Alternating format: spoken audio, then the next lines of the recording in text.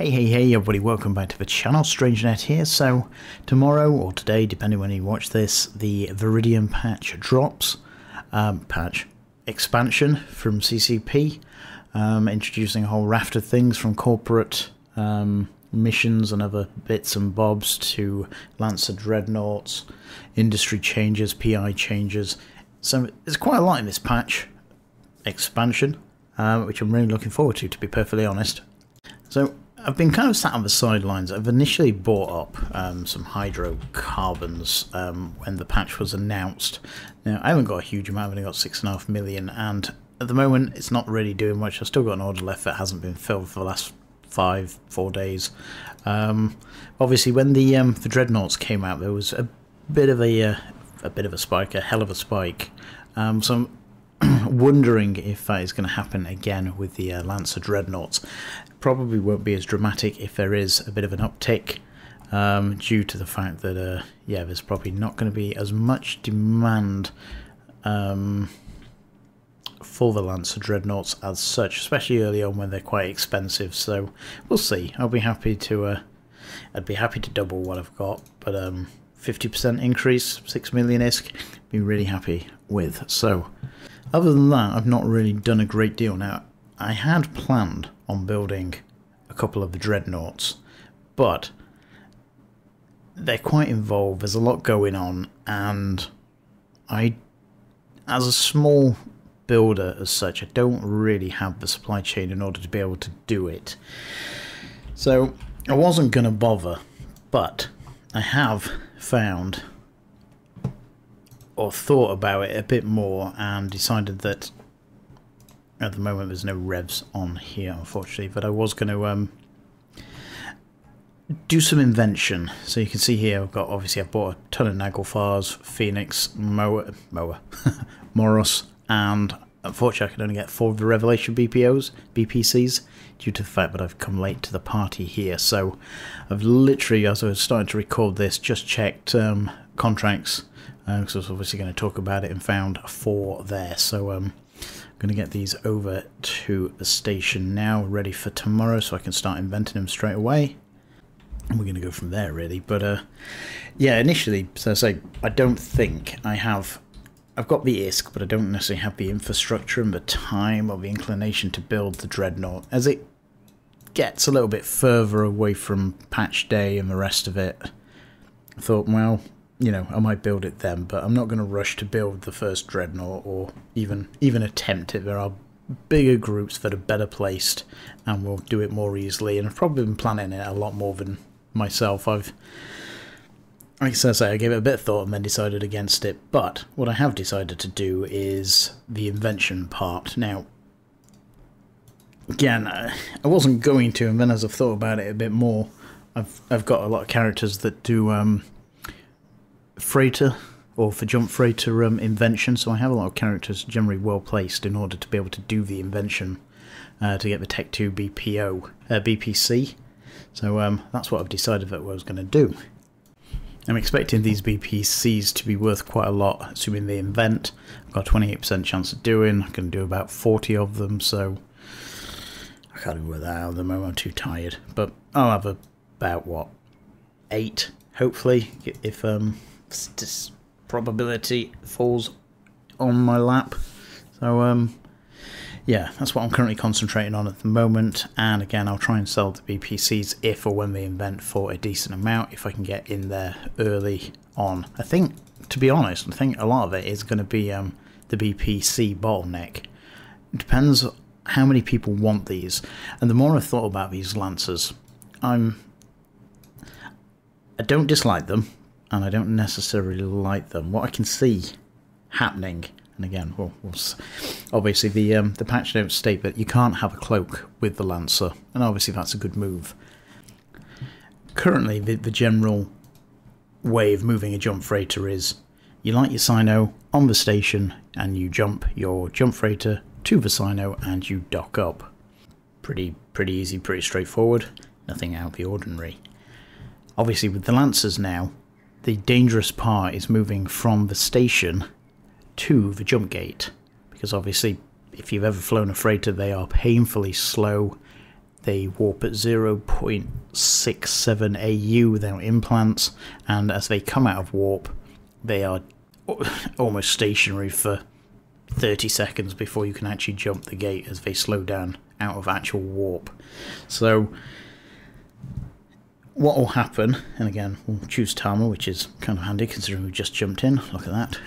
Oof. So what will happen is you'll warp from the station, wherever the station is, and as you slowly come out of warp, basically either someone will undock or they'll sino in and they'll shoot you as and where you are right here. And if you haven't read, the Lancer basically makes it so you can't jump for 60 seconds. And at that point, it basically, you'll be stuck on this gate, where at the moment you could just warp a freighter straight to the gate and jump straight out and nobody can stop you. A point won't hold you and basically you're perfectly fine. So I should be perfectly fine here, we shall see. Yeah. So that's generally how it works. So not quite tomorrow, but in about, what, 20 days, when your first Dreadnought starts to roll off the production line, the Tech 2 Dreadnoughts, you'll have this interesting game that I see happening with a bit of cat and mouse. So take my jump freighter out now, warp it to the gate, assuming this is after Viridian drops and there's Lancers in the game, but basically a cloaked ship can light a Sino. Not a cloak Sino, it'll have to uncloak, but it can light the Sino immediately. The Revelation then jumps to it. There's a delay of about 10 seconds with the animation. Then he locks up his mate and he shoots the Lancer, hits the jump freighter, and then you can't jump. Okay, fair enough. And you also potentially have this, well, docking. So if I was to light a Sino on here, jump my jump freighter in, somebody could potentially counter Sino, lance it, or lance me, the Sino ship, and stop it from docking. I don't see that happening all that often, because you've got the interesting point of cat and mouse. If I light a Sino, I've generally got a secondary screen, or I'm watching to see if anything comes in. If nothing initially comes in, or there's no secondary hostile Sino, then basically I'm fine to jump in, and by the time I've loaded, bearing in mind the industrial Sino has a 10-minute cooldown on a venture, I could jump any time within that time. If they counter drop a Sino, chances are I'm probably just not going to jump, or I can just wait it out, and by the time I've appeared on grid, or whatever time I decide to jump the freighter, they won't have time to basically jump the Revelation in, lock something up, shoot the Lance before I've had time to dock.